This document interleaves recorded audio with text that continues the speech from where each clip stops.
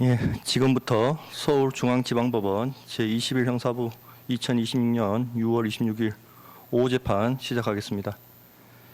2025 고압 1756호 사건 진행하겠습니다. 예. 피고인 김건희, 이봉관, 서성빈, 최아브람.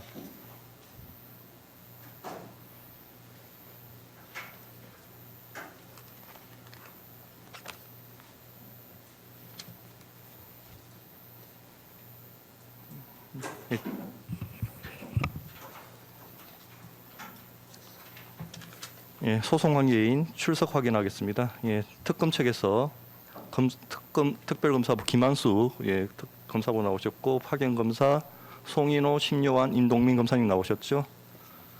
예, 김건희 피고인 나오셨고요. 예, 생년월일 확인하겠습니다. 생년월일 어떻게 되시죠? 변호인으로서 선정의 최명성 변호사님, 네, 유정아 변호사님 나오신 건가요? 네, 최지우 변호사 그리고 자유의 출석했습니다. 최지우 변호사님 세 분 나오셨고, 예, 이봉관 피고인 나오셨고요. 예, 생년월일 어떻게 되십니까? 예, 김종복 변호사님 씨 나오셨고요. 예, 서성빈 피고인 나오셨고, 생년월일 어떻게 됩니까? 변호인 나오셨고, 최아브람 피고인 나오셨고, 생년월일 어떻게 됩니까? 예, 변호인 유재일 변호사님이신가요? 네, 맞습니다. 예, 중심의 유재일 변호사님 나오셨고. 예, 통상 그 선고기일에 피고인들이 법원 관행상 이제 서서 듣는 경우가 많은데, 오늘은 이제 선고 시간이 좀 길어질 것 같아서 착석해서 진행하도록 하겠습니다. 예. 다만 주문을 선고할 땐 다들 일어나셔야 될 것 같습니다. 예, 이 사건은 김건희와 명태균 건진법사 관련 국정농단 및 불법 선거 개입 사건 등 진상규명을 위한 특별검사 임명 등에 관한 법률 이하 특검법이라 하겠습니다. 10조 사항 본문에 따라 재판이 지금 중계되고 있음을 고지해 드립니다.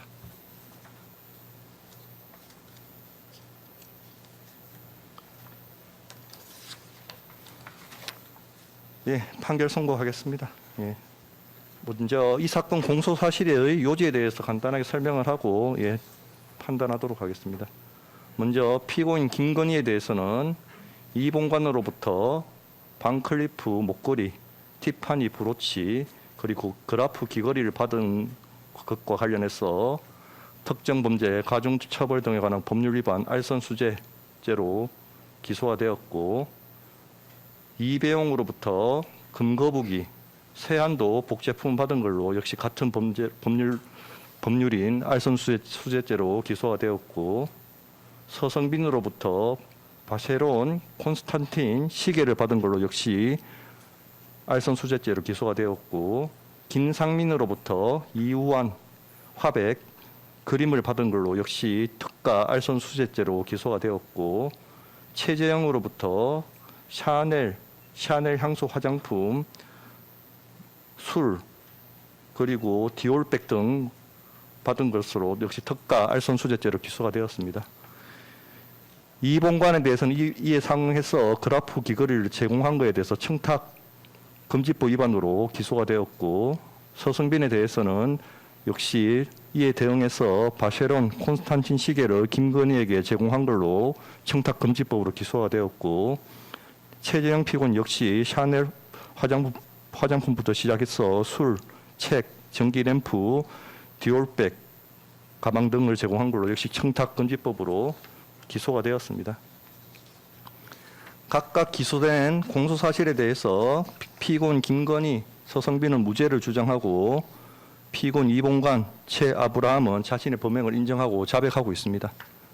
그래서 공소사실에 대해서 다투고 있는 피고인 김건희의 주장과 피고인 서성빈의 주장에 대해서 살펴보도록 하겠습니다.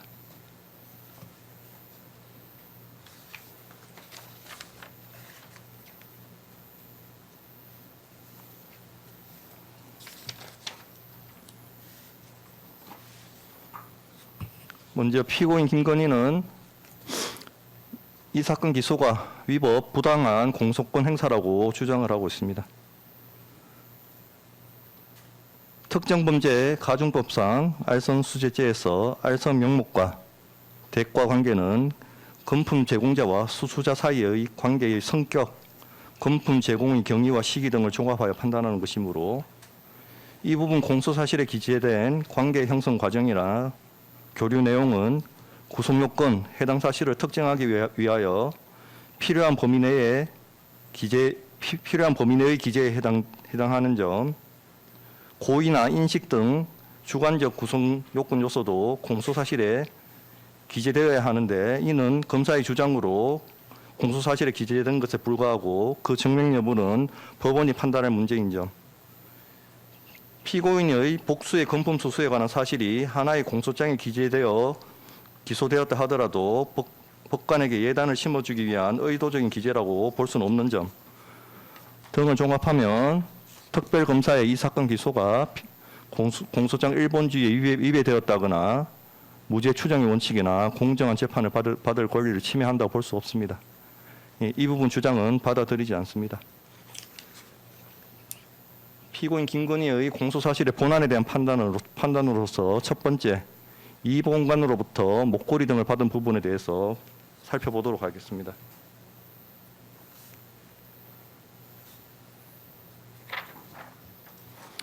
먼저 2022년 3월 15일자 이 사건 방크리프 앞에 목걸이를 받은 부분에 대해서 살펴봅니다. 이 본관이 피고인 김건희를 처음 만난 것은 2021년 11월 12일로 윤석열이 국민의힘 대통령 선거 후보자로 선출된 지 불과 일주일이 경과한 시점이었습니다. 당시 이 본관이 지인을 통해 피고인과의 만남을 도모한 것은 순수한 친교 목적이 아니라 윤석열에 대한 국가 조창 기도의 참석 요청 및 자신이 회장으로 있는 서희건설의 기업 활동과 관련하여 향후 발생할 수 있는 고충이나 현안에 대하여 대통령 후보자의 배우자인 피고인의 영향력을 이용하여 도움을 받으려는 목적에서 비롯된 것입니다. 피고인의 연령이나 상당 기간 회사를 운영하며 미술품 전시업을 하였던 사회 경험에 비추어 피고인 역시 이 본관의 접근 동기와 의도를 충분히 인식할 수 있었던 것으로 보입니다. 이와 같은 친분 형성의 경위, 만남의 횟수 및 기간에 비추어 볼 때 피고인 김건희와 이 본관 사이에 2022년 3월 15일 수천만 원 상당의 고가 기금속을 아무런 대가 관계 없이 주고받을 정도의 사적, 인간적 유대관계가 형성되어 있었다고 보기는 어렵습니다. 그럼에도 이 본관은 윤석열이 대통령으로 당선된 지 불과 6일 만인 2022년 3월 15일 피고인 김건희에게 시가 5,560만 원 상당의 이 사건 목걸이를 교부하였습니다. 비록 교부 당시 구체적인 청탁의 취지를 명시적으로 밝히지는 않았으나 이 본관은 이 법정에서 당시의 동기에 관하여 대통령이 취임하면 만날 수 없으니 미리 친분을 확실히 해두기 위한 보험적 성격이었다. 억울한 일을 당했을 때 내 연락을 받을 정도는 되어야 한다고 판단했다. 순수한 친교 차원이 아니다라고 일관되게 진술하였습니다. 위 진술 내용에 비추어 보면 이 사건 목걸이 제공의 목적은 단순한 축하나 친교의 표시가 아니라 장래 기업 활동 과정에서 발생할 수 있는 문제와 관련하여 피고인 김건희와의 연결 고리를 확보하고 그 영향력을 활용하기 위한 데 있었다고 봄이 타당합니다. 이 본관은 중견 건설회사인 서희건설의 회장으로서 기업 경영의 특성상 세무조사, 인허가, 행정규제 등 공무원의 직무와 관련된 다양한 사항에 지속적으로 노출될 수밖에 없는 지위에 있었습니다. 이러한 지위에 있는 자가 당선 직후의 대통령, 배우자를 찾아가 향후 기업 관련 현안 해결을 위한 보험의 의미로 고액의 물품을 제공한 행위는 장래 발생할 수 있는 기업 현안과 관련하여 피고인 김건희가 가진 영향력을 이용하여 공무원의 직무에 속한 사항을 알선해달라는 묵시적 청탁의 의사가 내포된 것으로 봄이 타당합니다. 비록 당시 구체적인 현안이나 특정한 알선 대상 행위가 존재하지 않았다 하더라도 알선 수재죄의 성립에 있어 반드시 수수 당시 구체적인 현안이 존재할 필요는 없으므로 그러한 사정은 대가관계 인정을 방해하지는 않습니다. 나아가 피고인은 이 사건 목걸이를 수사한 후 다음 만남인 이 사건 브로치를 받는 날인 2022년 4월 8일 이봉관에게 먼저 회사에 도와드릴 것은 없느냐고 질문을 하였습니다. 이는 단순한 축하 선물이나 사교적 의뢰의 범주에서 이 사건 목걸이를 받아들였다는 피고인의 주장과는 쉽게 양립할 수 없는 어려운 사정입니다.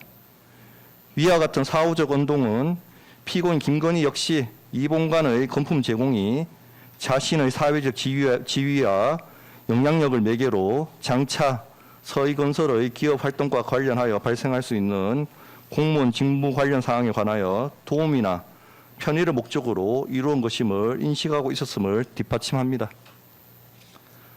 특히 이 사건 목걸이의 가액은 5,560만 원에 달하는 바 금품의 규모, 수수 시기, 공여자의 지위 및 피고인 김건희와 이봉관의 친분 형성 경위를 종합하면 이 사건 목걸이는 공무원의 직무에 속한 사항에 관한 알선 명목 아래 제공, 수수된 것으로 그 대가관계가 충분히 인정됩니다.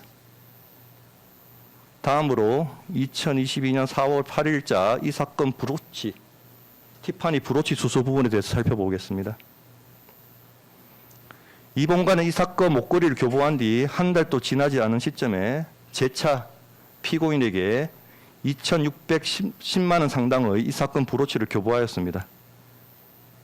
피고인이 이 사건 브로치를 받고 고맙다고 하면서 이봉관에게 회사에 도와드릴 것이 없느냐고 먼저 묻자 이봉관은 우리 사위 인수위에서 일하고 있다는데 대통령 학교도 검사도 다 후배 되시니까 좋은 자리 있으면 골라서 보시지요.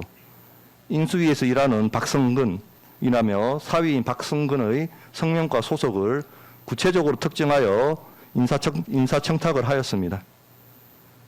피고인의 위와 같은 질문은 단순한 사교적 대화의 범위를 넘어 공여자가 기대하는 원조의 내용을 확인하려는 취지로 보입니다.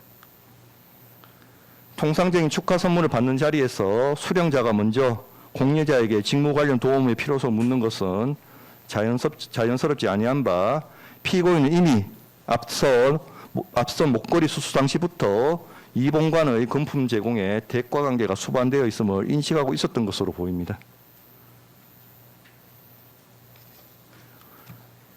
비록 이봉관이 증인신문 과정에서 갑자기 도와줄 게 없느냐고 물으니 분위기상 사위 이야기를 한 것일 뿐 사위에 대한 것은 중요한 것이 아니다.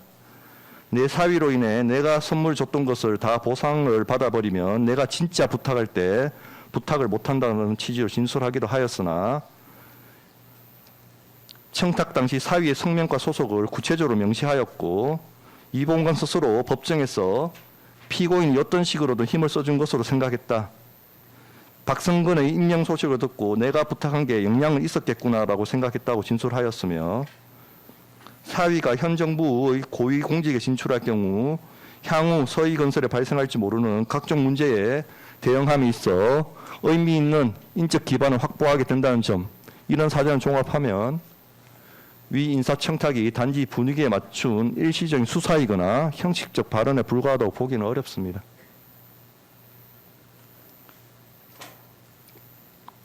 피고인 김건희는 이 사건 브로치를 수수하기에 앞서 이미 이봉관으로부터 시가 5,560만 원 상당의 이 사건 목걸이를 교부받은 상태였고 다시 한 달도 지나지 않아 동일인으로부터 2,610만 원 상당의 브로치를 추가로 제공받았습니다. 이 사건 목걸이와 브로치는 그 외관과 형태에 비추어 일반인으로서도 상당한 경제적 가치가 있는 기금속임을 쉽게 인식할 수 있는 물품인 바 피고인은 이봉관의 일련의 금품 제공이 단순한 사교적 의뢰의 범위를 벗어나 일정한 대가 관계를 전제로 한 것임을 충분히 인식하였던 것으로 보입니다. 이봉관은 박성근에 대한 인사청탁 당시 분위기에 대해서도 피고인이 필요하면 그렇게 하겠다는 분위기였던 것 같다. 받아들이는 그런 분위기였다라는 취지로 진술하였습니다. 이는 피고인 김건희가 이봉관의 인사청탁에 대하여 거절하거나 선을 긋는 대신 자신의 영향력을 활용하여 이를 수용하겠다는 외관을 보였음을 의미합니다. 실제로 피고인 김건희는 대통령직 인수위원회 업무가 종료될 무렵인 그해 5월 초순경 청탁의 대상자인 박성근에게 직접 연락을 취하여 전화를 부탁하고 바쁘실 텐데 고생해 주셔서 감사하다라며 격려의 말을 전하였습니다.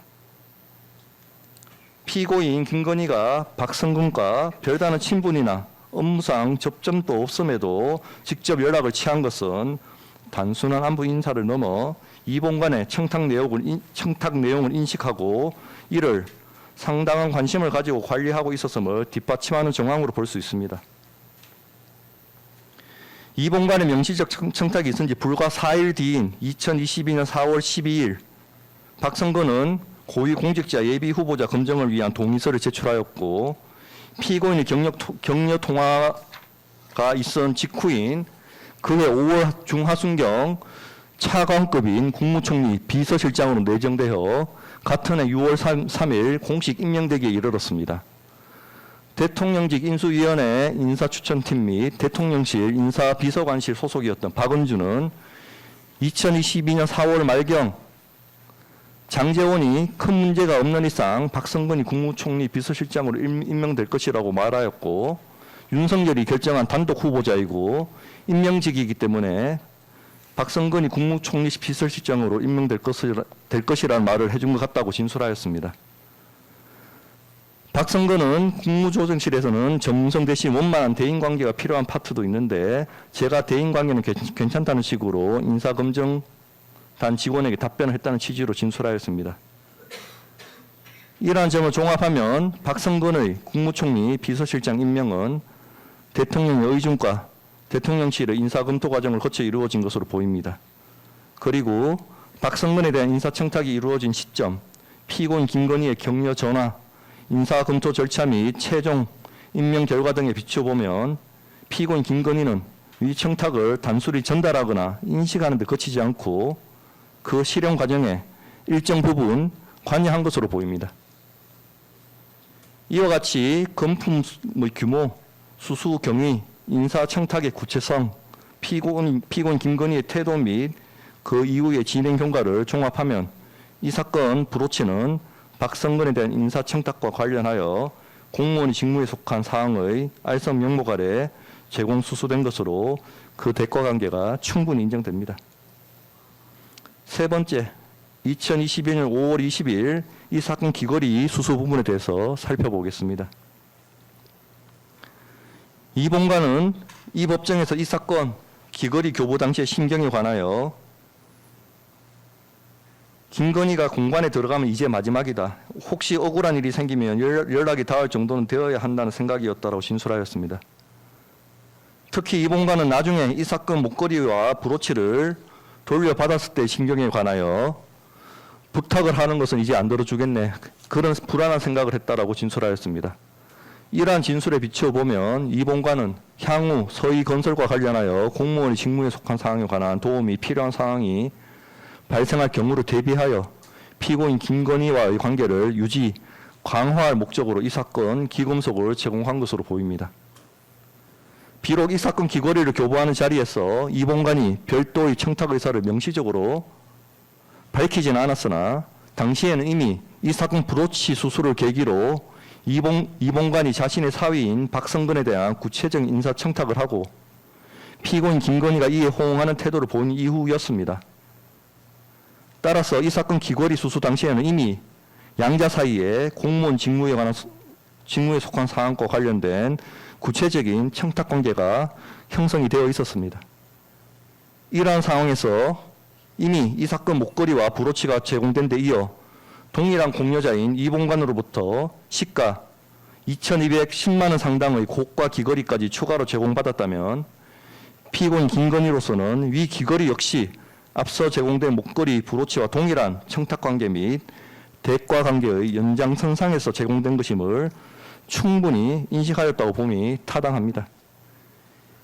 이미 형성된 청탁관계와 그에 수반된 대가관계에 대한 인식이 불과 수주 사이에 특별한 사정 없이 소멸하거나 단순한 사교적 관계로 전환되었다고 보기 어려운 이상 이를 단지 취임 축하를 위한 순수한 선물로 받아들였다는 피고인 김건희의 주장은 전후 객관적 사정과 경험치에 비추어 받아들일 수 없습니다.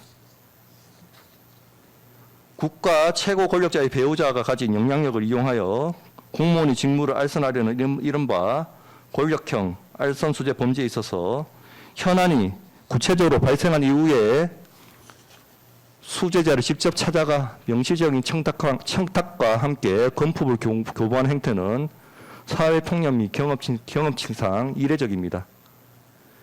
오히려 향후 발생할지 모르는 사법적, 행정적 리스크에 대비하여 권력의 지근거리에 있는 인물에게 미리 고액의 금품을 투입함으로써 장래 직무 관련 민원을 언제든 전달하고 영향력을 행사할 수 있는 가교를 선제적으로 마련해 두는 행태를 취하는 것이 전형적인 로비의 방식입니다.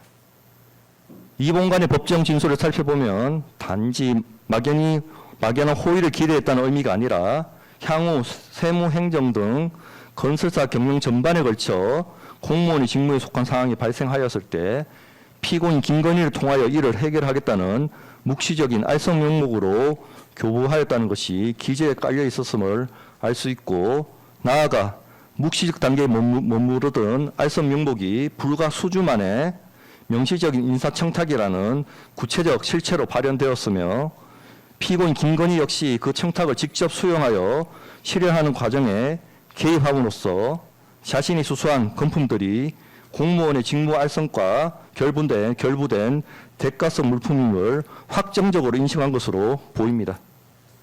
이와 같이 세 차례에 걸친 금품 수수 과정에서 공여자인 이봉관의 청탁 의사가 묵시적 단계에서 명시적, 구체적 단계로 점차 심화되어 갔고, 피고인 김건희 역시 일련의 경과에 상응하여 그 대가성을 인식하면서 이를 수사했음이 명백하므로 이 사건 기금속의 순차적 수수 행위 전체에 걸쳐 알선 명목과의 전체적 포괄적 대가관계가 성립합니다. 따라서 피고인 주장 받아들이지 않고 피고인 이 부분에 대한 부분은 다 유죄가 인정됩니다.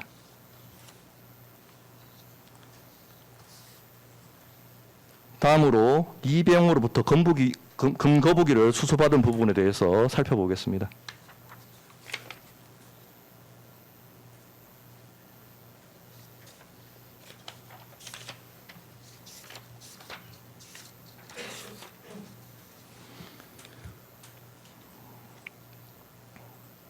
이배용은 2022년 4월 12일 진관사 회동에서 피고인 김건희에게 초대 국가교육위원회 위원장의 조건이라는 제목의 서류를 건네며 이배용 자신이 위원장으로 적임자임을 피력하였고, 같은 날 정현희에게 피고인 김건희에게도 같은 내용을 전달하였음을 알렸습니다.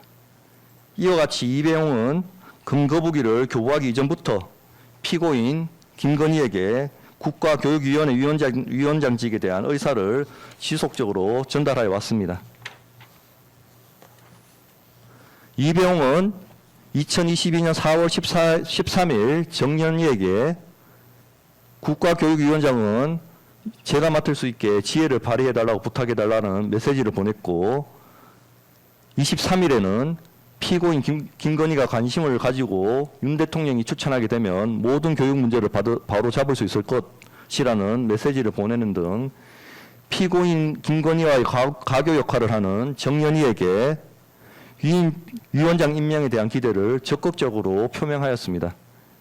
이배용과 정현희는 상당히 친밀하고 피고인 김건희에 관한 대화를 솔직하게 나누는 관계에 있었으므로 이배용이 정연이에게 보낸 일련의 메시지들은 단순한 희망 표현의 범주를 넘어서는 것으로 보입니다. 이배용은 2022년 4월 26일 코바나 컨텐츠에서의 티타임 자리에서 피고인 김건희에게 금거북이를 교부하였고 교육계에 공헌하고 싶다고 하면서 국가교육위원회 위원장 이야기를 나누었으며 피고인 김건희는 알겠다는 취지로 응답하였습니다.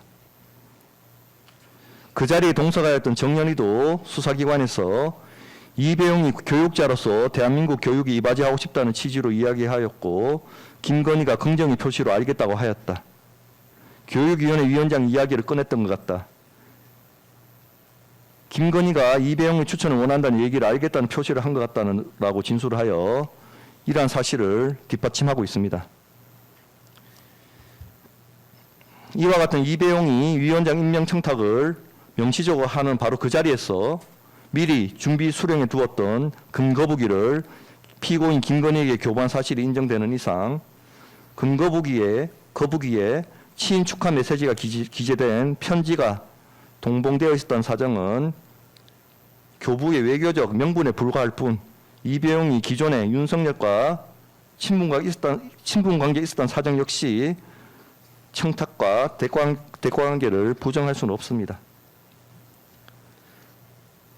나아가 위와 같이 위원장 임명에 관한 의사가 구체적으로 표명된 자리에서 금거북이가 교부된 점, 그 직전까지 지속적으로 관련 의사가 전달되어 온 점 등을 종합하면 이 사건 금거북이는 대통령 인사권 행사에 관한 알선의 명목으로 제공된 것으로 봄이 타당하고 피고인 김건희 역시 그 취지와 대가관계를 인식하면서 이를 수사한 것으로 충분히 인정됩니다.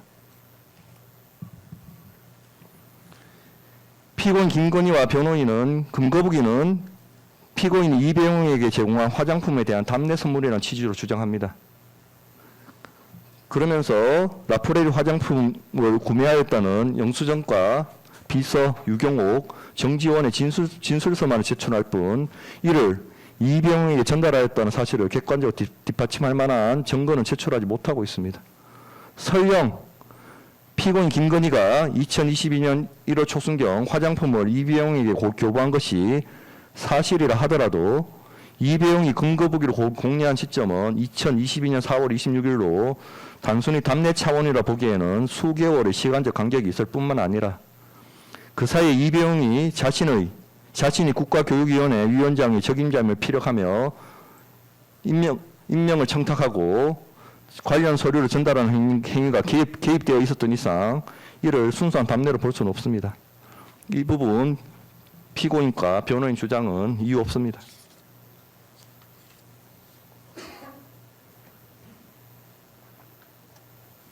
이배용과 관련해서 2022년 6월 초순경 세안도 복제품 수수에 대해서 살펴보도록 하겠습니다. 이배용은 2022년 5월 22일 정연이와의 대화에서 김건희에게 세안도 복제품을 보내고 싶다는 의사를 표시한 직후인 2022년 6월 2일 다시 정연이에게 새로 출범한 국가교육위원회 역할이 막중하므로 내가 위원장을 맡아야 한다는 취지의 메시지를 보내며 위원장 임명에 대한 강한 의사와 기대를 적극적으로 표명하였습니다. 이배용 위 대화 직후 실제로 대한민국 역사교육의 문제점과 대책 및 국가교육위원회 초대위원장으로서 이배용 특별 고문의 적격성이라는 한글 파일을 전송받아 비서실을 통해 정비하는 등 인사 관련 청탁 서류를 구체화하였습니다.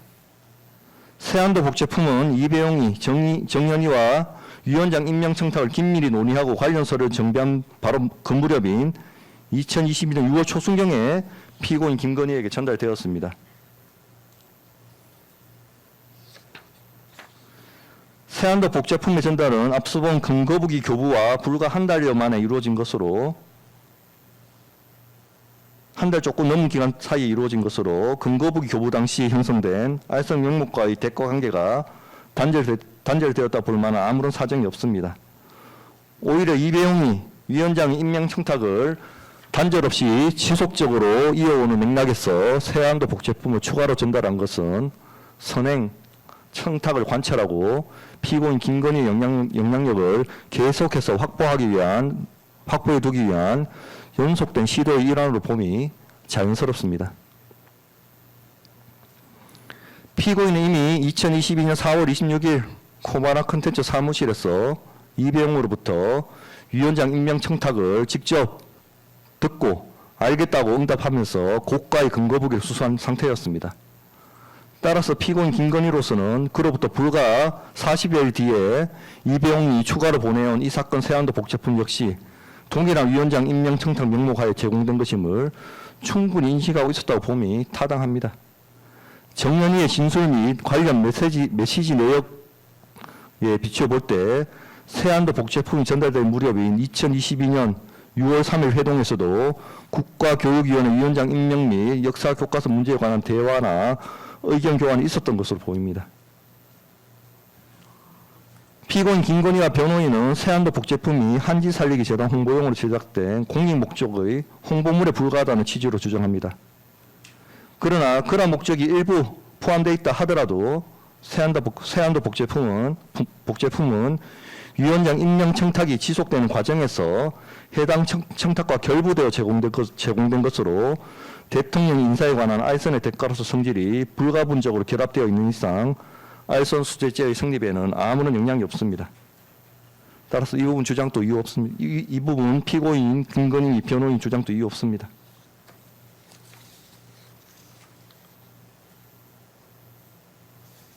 다음으로 서성빈으로부터 손목 시계를 받은 부분에 대해서 살펴보도록 하겠습니다.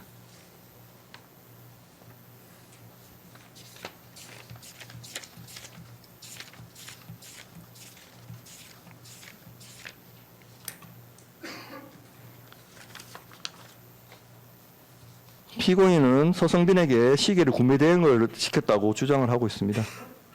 이 주장에 대해 살펴봅니다. 서성빈은 8, 9년 전부터 고가의 스위스 시계 브랜드인 바쉐론 콘스탄틴의 시계를 매장 직원인 주수광을 통해 10개 이상 구입하였고 2019년경 바쉐론 콘스탄틴이 홍콩에서 개최한 행사에 한국 지사장인 이상정 주수광과 함께 참석할 정도로 주요 고객이었습니다. 이후에도 서성빈은 이상정 주수광과 여러 차례 식사를 하며 친분을 유지하였으므로 서성빈은 이상정에게 직접 연락하여 시계를 구매할 수 있는 위치에 있었습니다. 서성빈은 2022년 8월경 이상정에게 직접 연락하여 시계 모델 사진을 보내고 견적을 문의하였습니다. 이러한 과정에 대해 이상정은 수사기관에서 세일즈 기회가 온 것이니 본사 CCO인 로랑 페르베에게 서성빈의 구매 이력 등을 제시하면서 서성빈이라는 고객이 대한민국 대통령 영부인 피고인 김건희에게 줄 시계를 산다고 하면서 가격 조정을 요청한다. 어떻게 하냐라고는 내용의 이메일을 보내면서 문의하였습니다.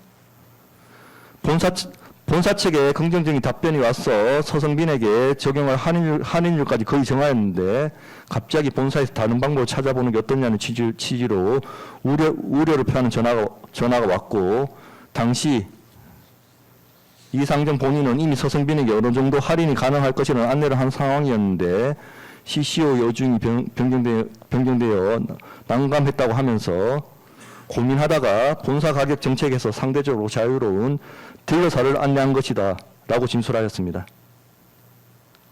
이상정은 이 사건 손목 시계 구매 과정에서 서성빈과 직접 연락하며 할인율 및 구매 방식을 협의한 당사자로서 당시 이 사건 손목 시계의 구매 주체를 서성빈으로 최종 수령자를 피고인 김건희로 인식하였던 것으로 보이고 피고인 김건희가 구매하는 것을 서성빈이 단순히 대행하는 상황으로 인식하였던 것으로 보이지는 않습니다. 이 사건 손목 시계의 구매 주체를 판단함에 있어서는 궁극적으로 그 경제적 부담을 지는 사람이 누구인지가 중요한 요소 중 하나입니다. 이 사건 손목 시계의 구매 과정에서 실제 결제에 사용된 자금은 모두 서성빈이 마련된 자금으로 확인될 뿐 피고인 측 자금이 사용되어서 인정할 만한 객관적인 자료는 발견되지 않습니다. 고가의 물품을 구매 대행하는 경우에는 통상 의뢰인으로부터 대금을 미리 지급받거나 적어도 구매 후 상당한 기간 내에 정산이 이루어지는 것이 자연스러움에도 서성빈이 수천만 원 상당의 시기의 대금에 관하여 김건희에게 지급을 요구하거나 정산을 시도하지 않았습니다. 피고인 김건희와 서성빈 사이의 친분 관계를 고려하면 서성빈이 수천만 원에 이르는 대금 청구를 주저하였다는 것도 선뜻 납득하기 어렵습니다. 서성빈은 피고인으로부터 대금 일부로 현금 500만 원을 지급받았다고 주장하고 피고인 김건희도 동일하게 주장하나 이를 뒷받침할 만한 객관적인 증거는 없습니다. 서성빈은 이 법정에서 피고인을 만나서 이야기하다가 금세 바로 시계 예쁘다고 말씀하셨다. 그래서 저를 통해서 바쉐론 콘스탄틴을 좀 싸게 살 수 있다고 말씀을 드렸다. 휴대전화를 통해 이 사건 손목시계의 사진을 보여주자 피고인 김건희가 예쁘다고 하면서 이걸로 하겠다고 했다라고 진술하였습니다. 그러나 서성빈의 이 법정 진술과는 다르게 실제 서성빈과 이상정 사이 카카오톡 메시지를 보면 이상정이 먼저 바쉐론 콘스탄틴의 시계들을 정리한 PDF 파일을 보내면서 여러 종류를 추천하였고 서성빈은 그중 2가지 모델을 선택한 후 이상정으로부터 견적을 받아 최종적으로 이 사건 손목시계를 구입하기로 결정하였음을 알 수 있습니다. 이와 같이 이상정으로부터 추천받은 여러 종류의 시계 중 스스로 이 사건 손목시계를 선택하는 서성빈의 모습은 단순히 구매 대행자로 보기는 어렵습니다. 나아가 서성빈은 피고인 김건희가 시계 가격에 대하여 물어보지 않았다고 진술하였는데 일반적으로 수천만 원 상당의 고가 물품을 구매하려는 경우 그 금액 액수에 관심을 가지는 것은 당연한 것임을 비춰보면 피고인 김건희가 실제 구매자의 지위에서 이 사건 손목시계를 주문한 것으로 보기는 어렵습니다. 서성빈은 이 법정에서 피고인 김건희가 저한테 외국에서 이 사건 손목시계를 살 것이라고 이야기했다. 그래서 제가 큰일 난다. 전 영부인처럼 되면 어떻게 할 거냐고 말씀드렸더니 외국에서 몰라서 그렇지 공식 석상에서는 다 그렇게 검수한 것 같아도 막상 애프터 들어가면 굉장히 화려하고 보석도 엄청나게 하고 그런다는 식으로 말씀하시니까 제가 납득이 갔다는 취지로 서성빈은 진술하였습니다. 피고인 김건희가 자신의 비용으로 구매를 의뢰한 것이라면 시계의 착용 여부나 착용 장소는 전적으로 피고인 김건희 본인이 결정한 사안이므로 서성빈이 이에 대하여 큰일 난다며 우려를 표하는 상황은 쉽게 이해가 되지 않습니다.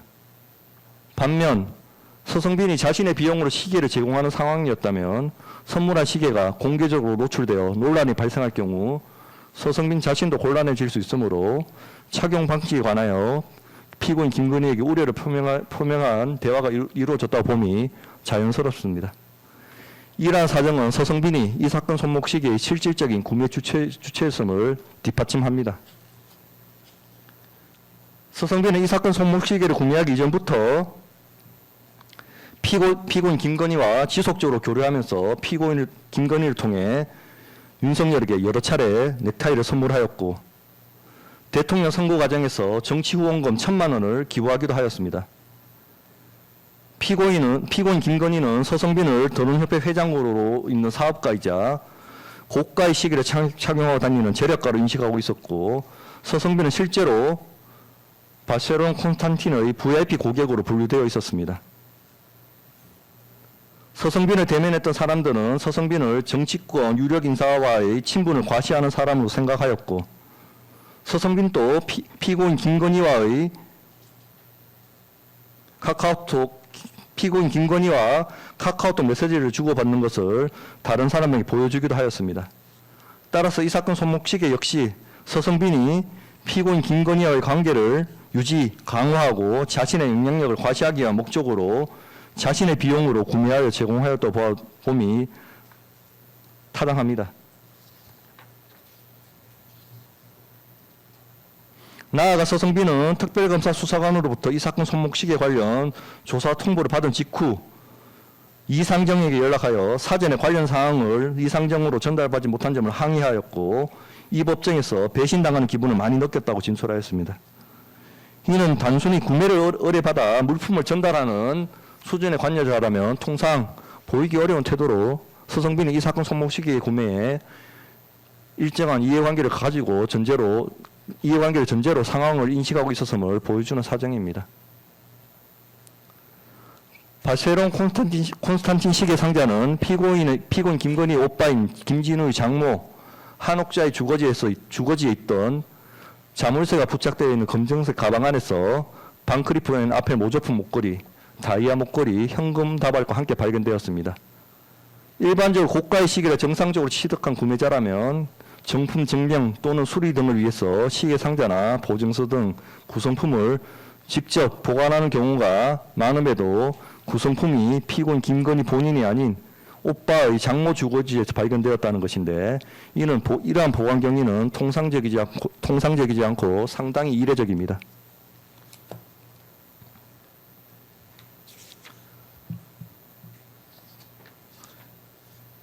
이 부분에 대해서 특정범죄 가중법 위반 알선수재죄가 성립하는지 여부에 대해서 살펴보겠습니다. 먼저 서성빈과 피고인 김건희 사이의 친분 관계에 대해서 살펴봅니다.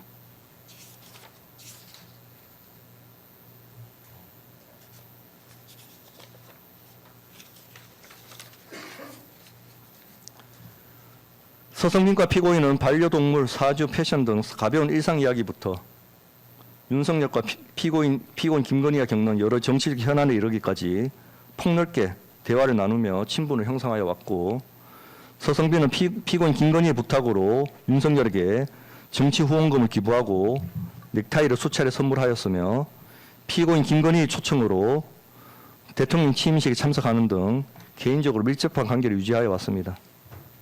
나아가 서성빈은 윤석열이 대통령으로 취임한 이후에도 피고인 김건희에게 피고인 행보에 대해서 조언하거나 사회적, 정치적 현안에 대해 견해까지 전달하는 등 지속적으로 교류를 하여 왔습니다. 이처럼 서성빈과 피고인 김건희는 개인적으로 친밀한 교류를 지속하여 온 관계로서 서성빈이 피고인 김건희에게 자신의 사업 현황이나 이해관계를 허심탄회하게 전달할 수 있는 관계였음은 분명합니다. 더욱이 서성빈 스스로 이 법정에서 백형욱에게 부품 이야기를 할 때 내가 김건희를 아니까 김건희가 우리 회사를 도와줄 수 있다고 이야기를 했다라는 취지로 진술하였는 바, 서성빈이 당시 드론도무 핵심 사업으로 본격 추진하던 로봇계 총판 사업의 내용을 이러한 관계에 있는 피고인 김건희에게 전혀 언급하지 않았다는 것은 선뜻 납득하기 어렵습니다.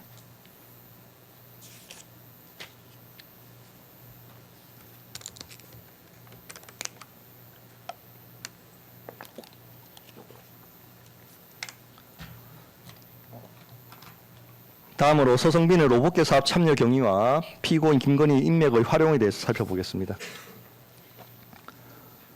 드론돔은 원래 전동 휠체어 및 구조 드론 사업을 영위하던 회사로서 2022년 9월 전까지는 로봇계 관련 사업을 수행한 적이 없습니다. 심지어 전동 휠체어나 구조 드론 사업에서도 별다른 매출을 올리지 못하였습니다. 고스트 로보틱스 테크놀로지는 정부기관 등의 로봇계를 홍보하고 판매를 시도하고 있었으나 대통령 경호처와의 사업도 매매가 아닌 임대차 방식으로 논의가 변경되는 등 사업 확장에 어려움을 겪고 있었습니다.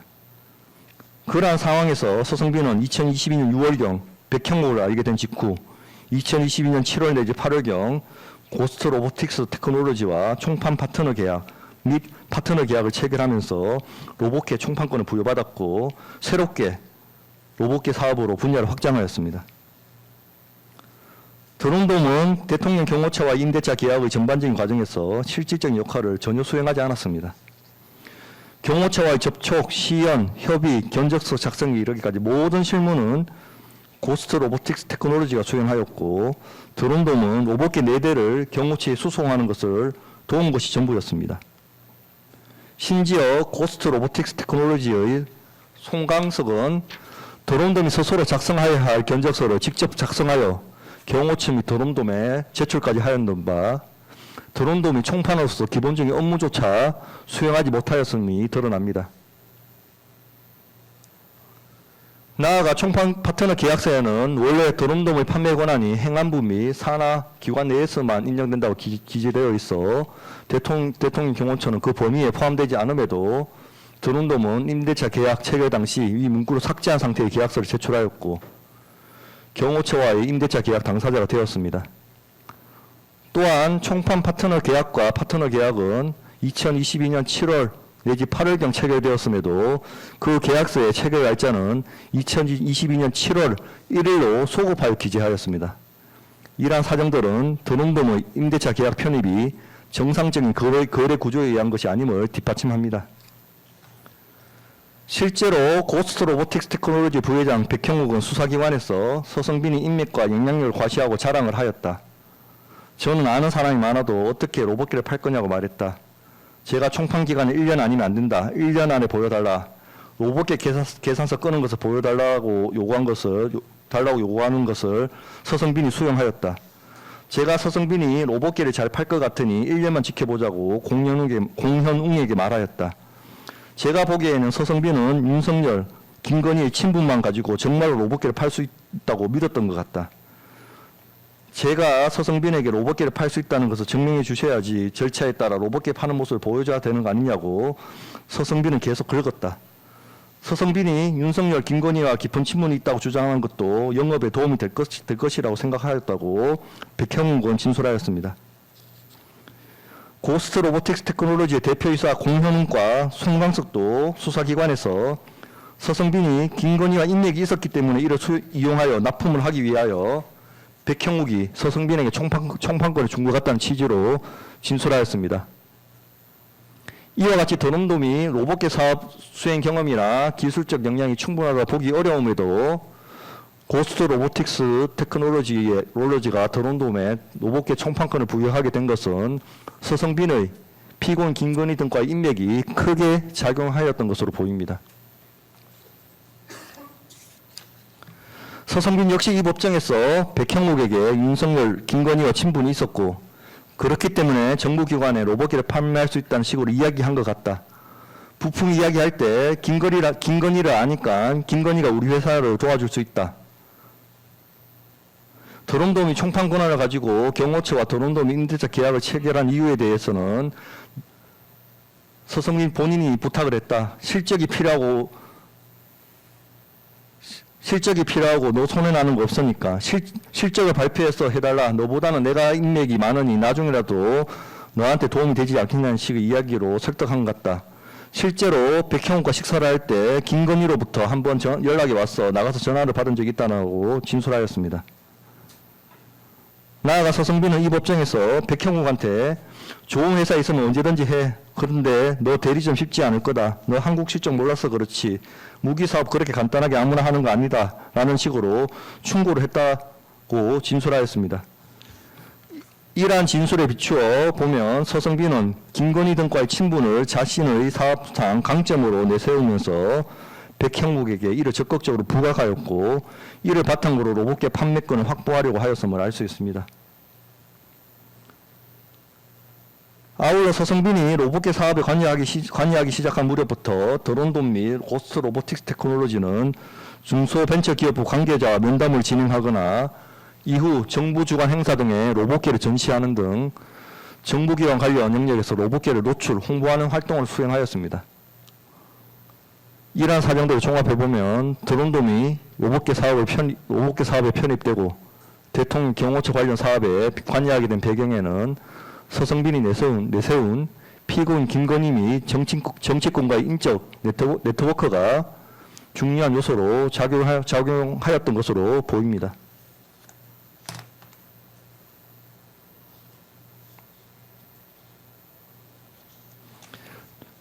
고스트 테크놀로지는 2022년 2월경부터 정부기관을 상대로 로봇계를 홍보하였고 경호처는 그 도입을 추진하며 협의를 계속하였으나 예산 문제 등으로 인해 당초 공매 방식 대신 임대 방식이 논의되는 등 사업 추진에 어려움을 겪고 있었습니다.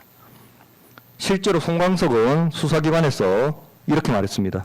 공현욱, 백형욱에게 공공기관이 납품하려면 예산이 확정되어야 하는데 예산 확인도 안 되는데 공개가 되겠느냐. 인맥이 있으면 대통령 경호처 위쪽에 예산 내역을 확인해 보라라는 취지로 말하였다라고 진술하였습니다. 이러한 상황에서 백형욱은 2022년 6월경 피고인 김건희와의 친분을 내세우던 서성빈을 알게 되었고 이후 드론돔의 총판권을 부여하였습니다. 서성빈은 총판계약 체결 이후인 2022년 8월 26일경 이 사건 손목 시기의 구매를 진행하였고 2022년 9월 3일 대금을 결제하였고 9월 8일 피고인 김건희에게 이 사건 손목 시계를 교부하였습니다. 대통령 경호처와 임대차 계약은 그로부터 11일 후인 9월 19일에 체결되었습니다. 이와 같은 경과에 비춰보면 이 사건 손목 시계는 서성빈이 로봇계 사업을 본격적으로 추진하던 시기에 제공된 것으로서 그 시가가 3,990만 원에 달하는 고액임을 고려하면 이를 로봇계 사업과 전혀 무관한 순수한 사교적 선물로 보기는 어렵습니다. 경호처와 임대차 계약 체결 이후에도 백형욱은 공현웅에게 청와대를 염두에 둔 로봇계 확보를 언급하는 등 추가적인 사업 기회를 기대하고 있었던 것으로 보입니다. 이러한 사정은 고스트 로보틱스 테크놀로지가 서성빈의 피고인 김건희 등과의 인맥이 향후 사업 확장에 도움이 될 수 있다고 기대하면서 총판 계약을 체결한 경위와도 무관해 보이진 않습니다.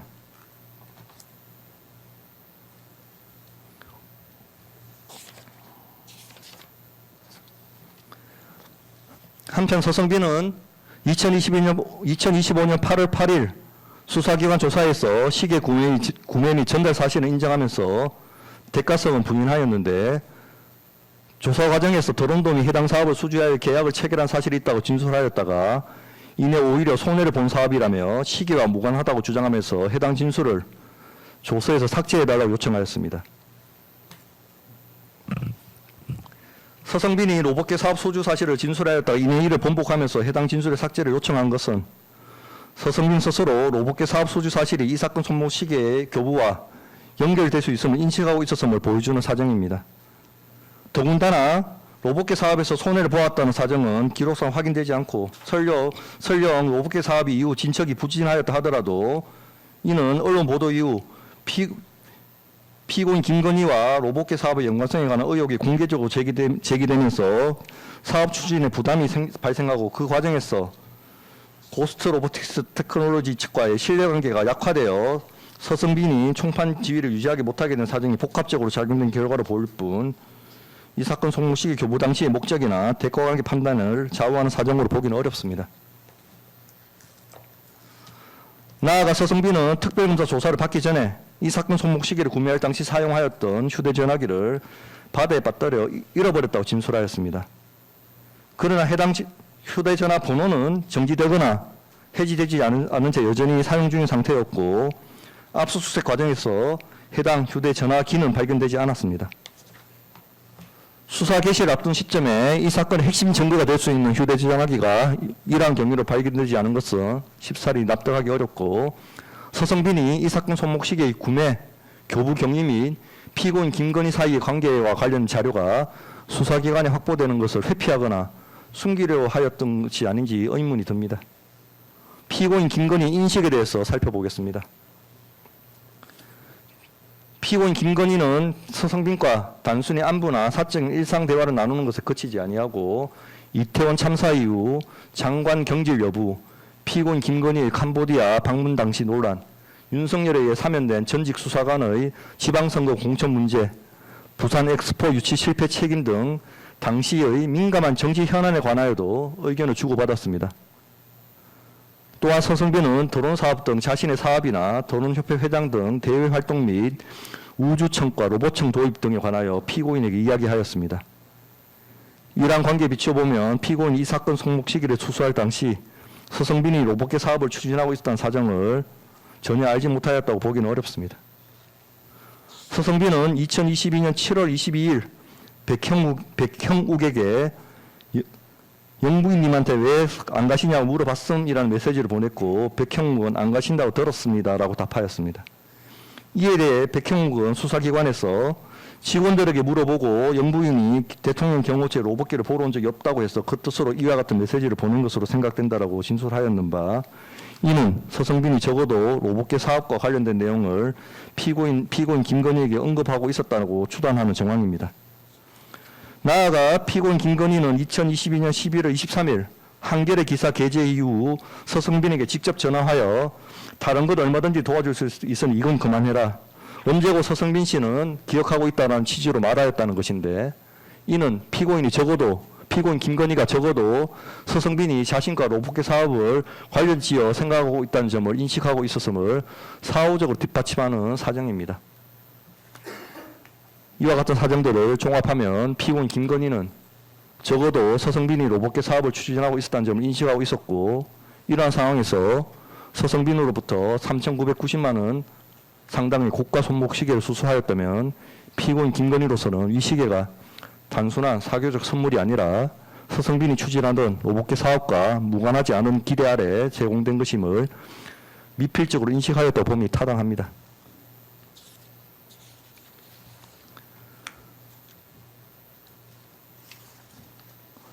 알선 수재 범행은 그 성격상 수재자와 정재자 사이에 은밀하게 이루어지는 것이 보통이고, 양측 모두 범행을 부인하거나 증거가 멸실이 된 경우 직접 증거를 확보하기는 극히 어렵습니다. 이 부분 공소사실에서도 피고인 김건희와 서성빈 모두 대가 관계를 부인하고 있고, 서성빈은 수사 개시를 앞두고 핵심 증거가 될 수 있는 휴대전화기를 분실하였으며 조사 과정에서 불리한 진술을 번복하며 삭제를 요청하기도 하였습니다. 이러한 상황에서 직접 증거가 존재하지 않는 사정으로 바로 범죄 성립을 부정할 수는 없고, 관련 정황, 증거나 간접 삽실을 종합해서 알선 명목의 금품 수수 여부나 이에 관한 피고인의 인식 여부를 판단하여야 합니다. 앞서 본 피고인 김건희와 서성빈 사이의 친분 관계, 로봇계 총판계약 체결과 대통령 경호처와의 임대차 계약 체결, 그 무렵 이루어진 이 사건 손목 시계의 수수, 피고인의 사후 발언, 서성빈의 수사 과정에서 행태 등을 종합하면 서성빈이 로봇계 사업과 관련하여 피고인 김건희의 영향력 행사를 기대하면서 이 사건 손목 시계를 제공하였고, 피고인도 이를 최소한 미필적으로 인식하면서 수수하였다고 봄이 타당합니다. 따라서 이 부분부터 전부 유죄가 인정됩니다. 다음으로 김상민으로부터 이유한 화백 그림을 받은 부분에 대해서 살펴보도록 하겠습니다.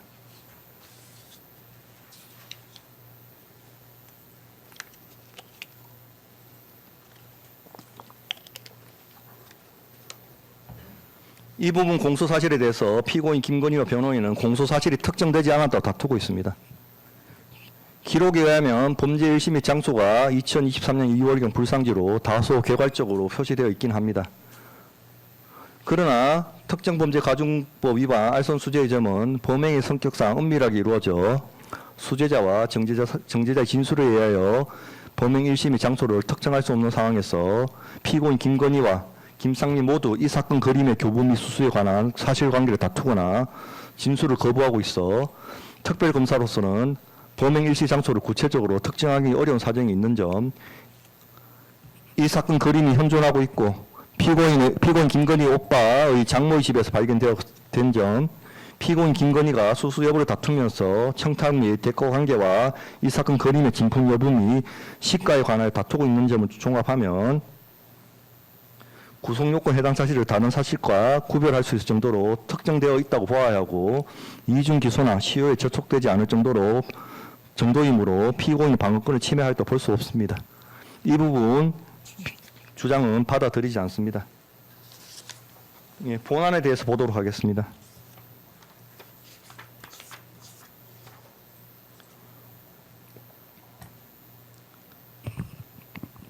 김상민은 이 사건 그림의 구매 과정에서 일관되게 피고인을 의미하는 여사님이라는 표현을 사용하면서 강피롱에게 피고인에게 줄 그림을 구매한다는 점을 명시적으로 밝혔습니다.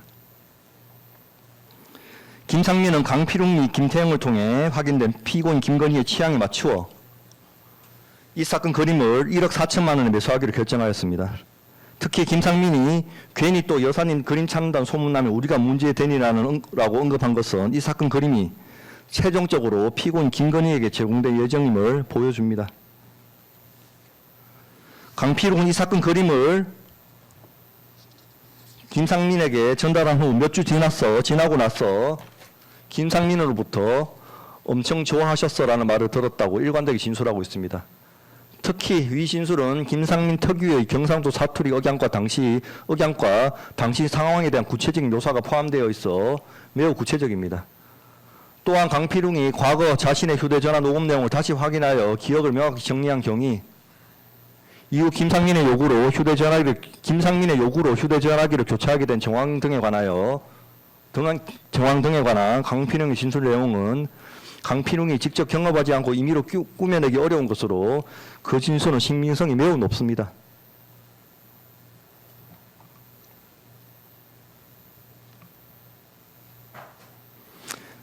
김상민은 2022년 7월경 코바나 컨텐츠에서 회동을 기점으로 피고인 김건희와 직접 소통을 하였고, 한남동 소재 대통령 관저에서 윤석열, 김건희, 김진우와 함께 만찬을 하거나 관저를 출입하였으며, 피고인 김건희와 비화폰 통화까지 할 정도로 밀접한 관계를 형성하였습니다.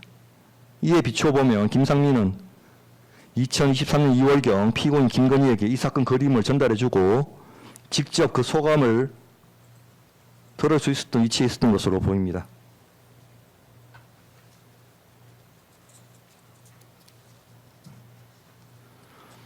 이 사건 그림은 김진우의 장모인 한옥자의 주거지에서 피고인 김건희 소유의 다른 물품들과 함께 발견되었는 바, 이 사건 그림은 피고인 김건희에게 제공되었다가 수사가 본격화되자 피고인 김건희 소유의 다른 물품들과 함께 김진우를 거쳐 한옥자의 주거지로 옮겨진 것으로 보입니다. 실제로 김진우는 피고인 김건희를 둘러싼 각종 의혹에 대한 수사가 시작된 직후인 2025년 7월 16일경 이 사건 그림을 장모의 주거지에 보관하였습니다.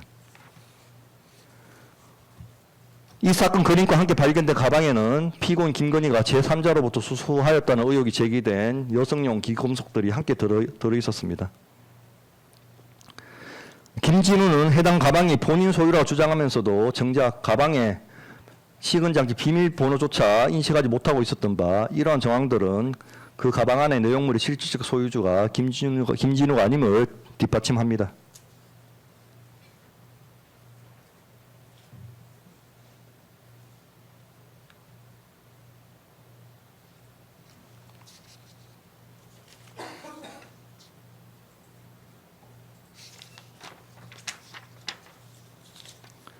다음으로 지금까지 이 사건 그림이 피고인 김건희에게 전달되었다는 점을 제가 설명드렸고, 김상민 공소사실 부분 관련해서 특정범죄 가정법 위반 알선 수재 여부가 성립한지에 대해 다 구체적으로 살펴보도록 하겠습니다. 김상민은 과거 검사 임관 초기부터 윤석열과 동일한 근무지에서 인연을 맺은 이래 지속적으로 긴밀한 관계를 유지해온 인물입니다. 김상민은 이와 같은 친분을 바탕으로 2022년 7월 하순경 코바나 컨텐츠에서 회동 이후 피고인 김건희와 또 직접 소통하며 사적인 신뢰 관계를 형성하였습니다. 특히 김상민은 현직 검사의 신분임에도 피고인 김건희와 관련된 민감한 형사 사건들의 수사 경과 및 재판 동향을 파악하여 피고인 김건희에게 주기적으로 전달하는 등 사적인 조력 활동을 지속하였습니다. 이처럼 현직 검사가 대통령 배우자에게 관련 사법 정보를 지속적으로 제공하고 개인적으로 소통하는 행위는 일반적인 사교적 친목 도모를 넘어서는 것으로 두 사람 사이 이미 단순한 친분을 넘어선 특수한 신뢰관계가 형성되어 있었음을 보여줍니다. 김상민은 수사기관에서 이렇게 진술하였습니다. 윤석열 전 대통령이 당선되고 난 이후 지나가는 말로 저에게 상민이 같은 애가 정치를 해야지라고 수차례 말씀하셨고, 저도 마음속으로 정치를 해야겠다고 생각을 하고 있었다라고 진술하였습니다. 또 제가 정치를 해봐야겠다고 생각한 시기를 특정하면 2023년 초순부터는 해봐야겠다고 생각을 하였습니다라고 진술하였습니다. 이와 같이 김상민은 윤석열의 대통령 취임 이후 윤석열로부터 지속적으로 정치 참여를 권유받아왔고, 그 무렵부터 정치 진출에 관한 관심과 의사를 형성한 것으로 보입니다. 비록 이 사건 그림이 제공된 2023년 1월 말경에는 특정 선거구나 구체적인 청탁 행위가 외부에 전면적으로 노출되지는 아니하였으나, 김상민이 본격적으로 정치적 진출을 모색하며 내심의 의사를 구체화해 나가는 시기와 이 사건 그림의 제공 시점이 시각적으로 근접하고 있는 점에 비춰볼 때 김상민이 피고인 김건희에게 1억 4천만 원 상당의 고가 미술품을 제공한 행위는 사회 통념상 아무런 대가성 없는 단순한 호의나 친교의 표시로 보기는 어렵고 향후 정치적 진출 과정에서 피고인 김건희의 조력 또는 영향력 행사를 기대하는 동기에서 비롯된 것으로 보니 타당합니다. 실제로 김상민이 물품 제공 직후인 2023년 하반기부터 출마를 암시하는 대외적 정치활동을 개시한 사정까지 보태어보면 이 사건 그림의 교부는 단순한 친교관계의 범위를 넘어 김상민이 장래 정치적 지원 또는 영향력 행사를 기대하며 내심의 정치적 계획을 실행으로 옮기기 시작한 시점과 연결된 일련의 사전 준비 과정에서 이루어진 것으로 보는 게 보입니다.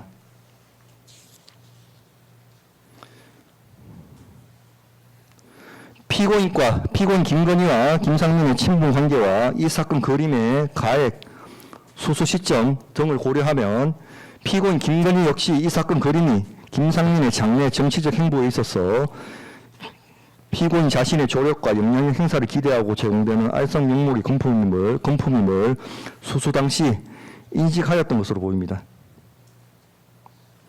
당시 정치권 및 주변 관계자들인 국민의힘 국회의원 김용태, 국민의힘 비상대책위원이던 김경률, 국민의힘을 탈당하고 개혁신당에 합류했던 천하람 등의 구체적 진술에 의하면 김상민이 피고인과의 특수한 관계를 전제로 향후 공천 등 정치적 진출 과정에서 일정한 지원 또는 영향력을 기대하고 피고인 김건희가 김상민의 공천에 관여하고 있다는 이야기가 공통적으로 돌고 있었던 사정은 분명해 보입니다. 이러한 사정은 수수 당시 이미 형성되어 있던 김상민 인사 관련 기대와 이에 대한 피고인 김건희 인식이 이후 공천 국면에서 외부적으로 드러나는 것으로 볼 수 있습니다.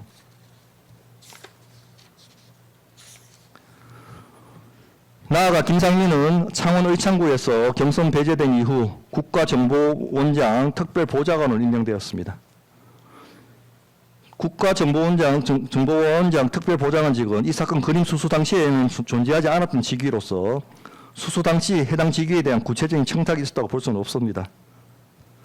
그러나 김상민이 이후 실제로 총선 출마를 추진하였고 공천이 무산된 이후 국가정보원장 특별보좌관으로 임명된 점, 해당 직위 신설 계획이 확인된 이후 김상민에 대한 인사검증 의뢰가 이루어졌고 그 과정에서 법적, 정치적 위험성으로 인해 부담 의견으로 분류되었음에도 최종적으로 임명이 강행된 점 등에 비추어보면 공천 무산이라는 사정 변경에도 불구하고 김상민에 대한 연속적인 인사상 배려가 관철된 것으로 보기에 충분합니다. 이러한 사정은 이 사건 그림 수수 당시 피고인 김건희 측으로부터 장래 공천 지원 또는 공직 인사상 배려를 기대하고 있었고 피고인 역시 이를 인식하고 있었음을 사후적으로 드러내는 정황입니다. 현직 검사인 김상민이 대검찰청 및 법무부의 경고와 징계 처분까지 감수하면서 국회의원 출마를 강행하고 공직에 임용된 일련의 행보는 경험칙상 극히 이례적입니다. 이러한 과감한 행보는 피고인 김건희 및 대통령 측으로부터 적극적인 지원 또는 조력이 있을 것이라는 상당한 신뢰 및 확신을 전제로 하지 않고서는 설명하기 어렵습니다. 다음 쟁점으로 이 사건 그림이 진품 여부인지에 대해서 살펴보도록 하겠습니다.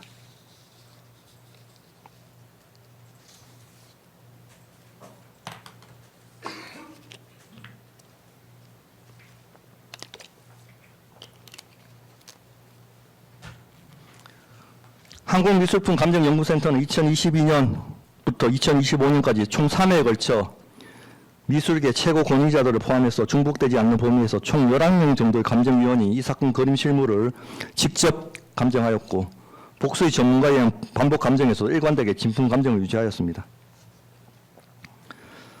반면 한국화랑협회는 참여위원회 수가 상대적으로 적고 재감정 시 별도의 감정서를 발급하지 않고 구두로 통보하는 관행에 따라 처리하다가 사후적으로 소견서를 작성하였습니다.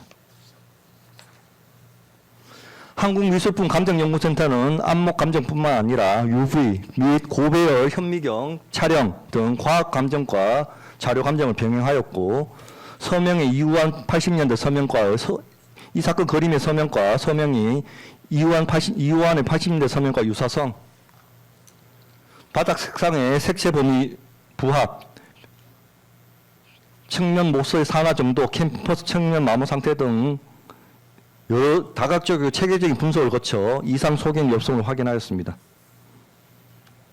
한국미술품 감정센터의 감정위원 김상균의 진술은 매우 구체적이고 일관되며 그 진술 내용은 감정서 소견의 기재와 부합합니다. 따라서 한국화랑협회 위장 판정 근거는 판결문에 제시한 바와 같이 그 증명이 부족하거나 결론을 단정하기 어려운 한계가 있는 반면에, 한국미술품 감정연구센터의 진품 감정 결과는 전문위원단의 엄격한 실물 감정과 과학적, 체계적 분석 틀을 거쳐 도출된 것으로 충분히 신빙할 수 있으므로 이 사건 그림은 진품으로 봄이 타당합니다. 마지막으로 이 사건 그림의 가액에 관해서 살펴보도록 하겠습니다.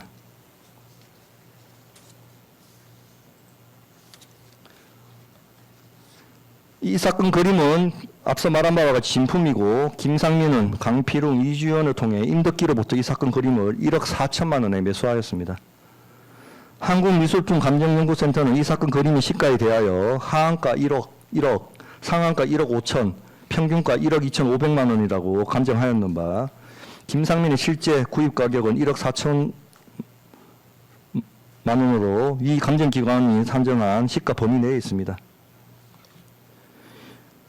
이우환 작가는 대한민국을 대표하는 작가로서 그 작품의 가격이 일반적으로 최소 수천만 원에서 높게는 수십억 원에 이르는 바 1억 4천이라는 이 사건 그림의 거래 가격은 작가 작품의 일반적인 가격 수준을 비추어 이례적으로 볼 수는 없습니다. 이재환은 대만 경배에서 이 사건 그림을 2,863만 원에 낙찰받은 후 임덕기에게 9천만 원을 판매하였습니다. 임덕기는 이 사건 그림에 대해서 한국미술품 감정연구센터로부터 진품 감정을 받았습니다. 그로 인해 이 사건 그림의 가치가 상승하여 최종적으로 김상민에게 1억 4천만 원이 매도된 것입니다. 이처럼 이 사건 그림에 대하여 진품 감정서가 발행된 이후 국내 미술시장에서 정상적인 거래 과정을 거쳐 가격이 형성된 것인 바, 그 거래 가격이 비정상적으로 볼 수는 없습니다. 이 사건 그림의 거래 과정에서 이재환, 임덕기, 강필웅, 이주연, 김상민 등 관련자들 모두가 이 사건 그림을 진품으로 인식하고 거래하였습니다. 김상민 역시 이 사건 그림을 진품 감정서와 함께 피고인 김건희에게 제공하였습니다. 이 사건 그림이 대만 경매에서 비교적 낮은 가격에 낙찰된 것은 해당 대만 경매사가 생긴 지 얼마 되지 않은 신생 경매사로 이 사건 그림에 대하여 충분한 정보를 가지고 있지 않았고, 경매사 스스로 진위 여부를 보증하지 않는 조건으로 경매가 진행하였기 때문으로 보입니다. 따라서 이 사건 그림도 이 사건 그림이 1억 4천만 원의 부분도 모두 인정이 됩니다. 그래서 결과적으로 김상민에 대한 이우환 화백 그림 1억 4천만 원 수수 부분도 모두 유죄로 인정됩니다.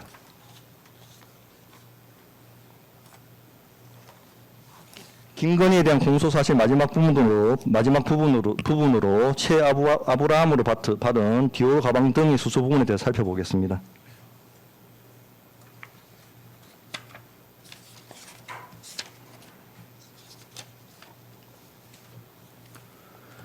피고인 김건희와 최 아브라함은 기존에 아무런 사적 연고가 없는 사이였습니다. 최 아브라함은 2022년 1월 28일 피고인 김건희에게 카카오톡 메시지를 통해 일방적으로 접근하여 유대감을 형성하려 시도하였고, 대통령 취임식 및 외빈 만찬 초청을 집요하게 요구하여 관철시켰습니다. 이후 최 아브라함은 2022년 6월부터 9월까지 불과 약 3개월이라는 짧은 기간 동안 총 4회에 걸쳐 합계 시가 530만 원 상당의 고가 물품 및 주류 서적을 일방적으로 교부하였습니다. 이와 같이 당사자 사이에 대등하게 선물을 주고받는 친분관계가 존재하지 아니하는 상황에서 짧은 기간 내 고가의 물품이 반복적 일방적으로 교부된 점, 특히 고가의 가방 및 화장품과 같은 물건이 포함된 점, 이러한 점을 비추어보면 이 금품의 제공을 단순히 사교적 친분 관계에 따른 호의적 선물로 보기는 어렵습니다. 최 아브라함은 금품 수수를 전후하여 피고인 김건희에게 요구한 사안들은 모두 대통령의 고유 권한이거나 실질적인 지휘, 감독권이 미치는 대통령실 내부 운영 업무와 밀접한 관련이 있습니다. 구체적으로 김창준 전 미국 하원 의원의 국정자문위원 임명 청탁은 대통령의 인사권 행사에 관한 명백한 알선 청탁에 해당되고, 민간 외교 사절단 접견 요청 및 대통령과의 동반 참석 요구는 대통령 배우자의 공적 지위를 매개로 대통령의 대외적 직무 수행에 영향을 미치려는 것으로 대통령을 비롯한 공무원의 직무에 속하는 사항입니다. 피고인 및 대통령실 참모진 대상 특강 요청도 하였는데, 이는 단순히 개인 강의가 아니라 국정 운영 방향 영향을 미치려는 목적에서 이루어진 것으로 대통령실 내부의 일정 및 행사 운영에 관한 사항인 점, 관저의 운영 및 공간 활용이 대통령실의 의전, 경호 체계하에 이루어진다는 점에서 관저 내 미술작품 비치가 오로지 사적 업무라고 보기는 어려운 점, 이러한 점 여러 가지 사정을 고려해보면 모두 대통령이 실질적으로 영향력을 미칠 수 있는 직무 범위 안에 모두 포섭됩니다.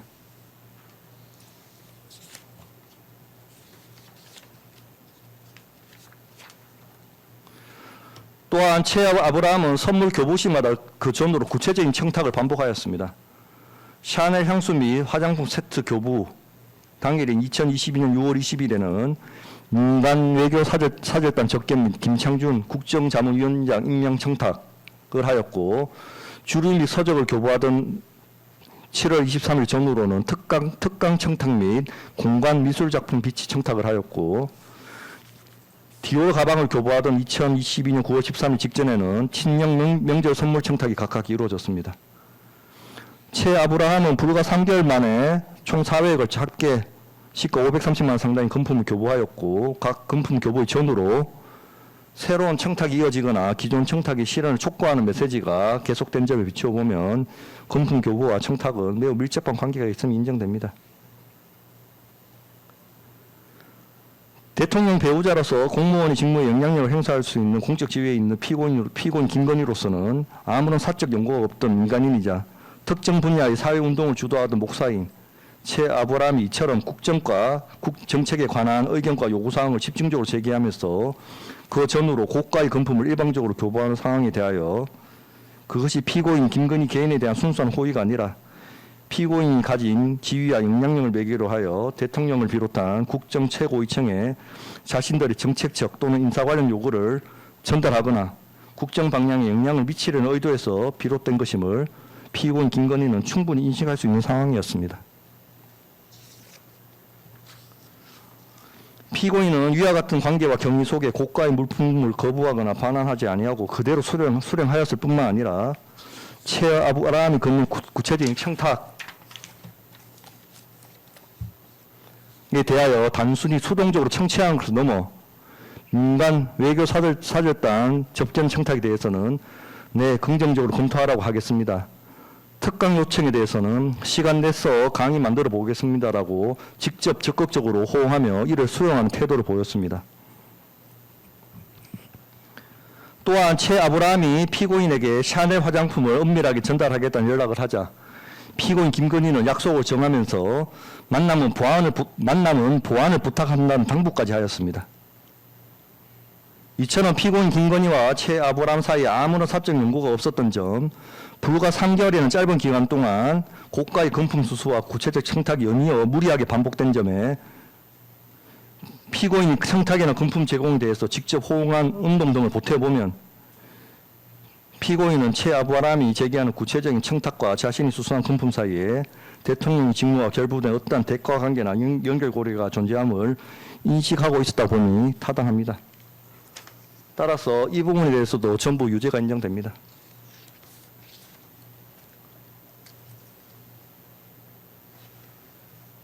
다음으로 피고인 서성빈의 주장에 대해 살펴보겠습니다.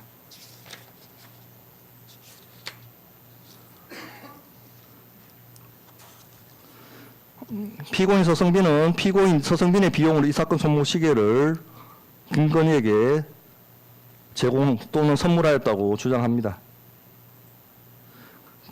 그는 앞서 살펴본 바와 같이 물론 피고인 서성빈이 증거 부동의에서 기각됐던 이상정의 수사기관 진술 부분을 제외하더라도 이 사건 손목 시계는 피고인 서성빈이 자신의 비용으로 김건희에게 제공한 게 넉넉하게 인정됩니다.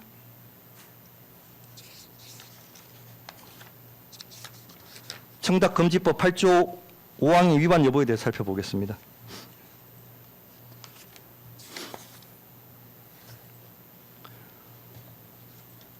대통령은 행정부의 수반으로서 정부 부처 및 산하 기관의 조직 예산, 인사 및 주요 정책에 관하여 포괄적인 권한과 영향력을 가집니다. 대통령 경호처는 대통령 등의 경호를 담당하는 행정기관으로서 대통령의 지휘 감독 체계 아래 있고 과학 경비 체계 구축 및 로봇계획 같은 첨단 경호 장비의 도입 여부는 대통령 경호처의 주요 정책적 사항에 해당합니다. 실제로 대통령 경호처의 로봇기 시범 운영 및 관련 TF 추진 현황은 경호처장을 통하여 대통령에게 보고가 되었고 대통령 역시 이에 관심을 표명한 사실이 인정됩니다. 고스트 로보틱 테크놀로지는 2022년 2월경부터 경호처, 방위사업청 등 정부기관을 상대로 로봇계 활용 방안을 적극적으로 홍보하였고 대통령 경호처와 사이에 로봇계 도입과 관련한 논의를 하였습니다. 이후 구매 방식이 아닌 임대 방식으로 논의가 선회되긴 하였으나 관련 협의는 계속 진행되었습니다. 피고인 서성빈은 이와 같은 상황에서 백형과 친분을 형성한 후 2021년 7월 내지 8월경 고스트 로보틱스 테크놀로지와 총판 계약을 체결하였습니다.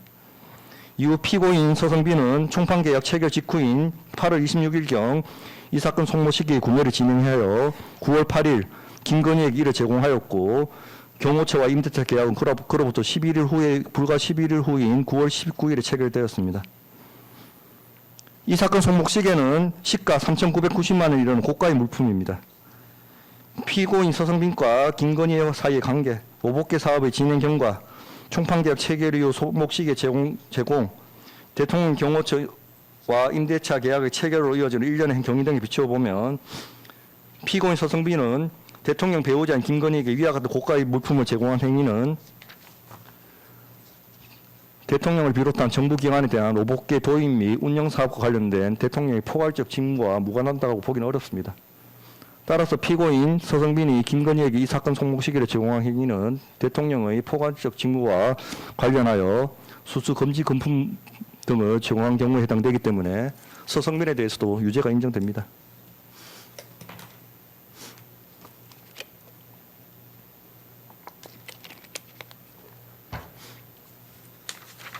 나머지 피고인도 보강점을 다 종합하면 모두 유죄가 인정되고요. 따라서 피고인들 모두에 대해서 전부 유죄가 인정됩니다. 양형에 대해서 보겠습니다.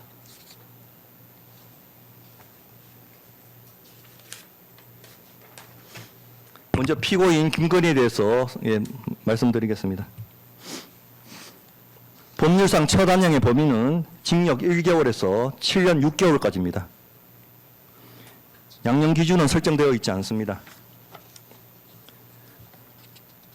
피고인 김건희는 대통령의 배우자로서 그 어떤 고위공직자보다도 대통령 및 국정 운영 전반에 막대한 영향력을 미칠 수 있는 지위에 있었습니다.